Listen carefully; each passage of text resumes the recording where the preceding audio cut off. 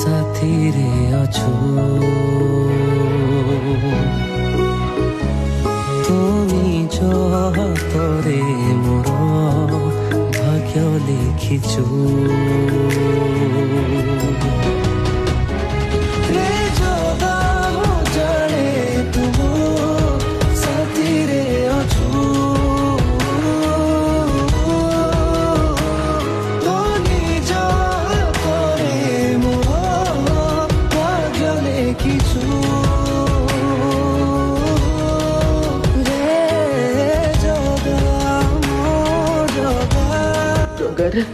ମୁଁ ତ ପାପି ଅଧର୍ମିଟା ମୁଁ କଣ ତୋ ଦର୍ଶନ କରିପାରିବି ନାଇଁ ରେ ଜଗା ସେ ଭାଗ୍ୟ ମୋର ନାହିଁ।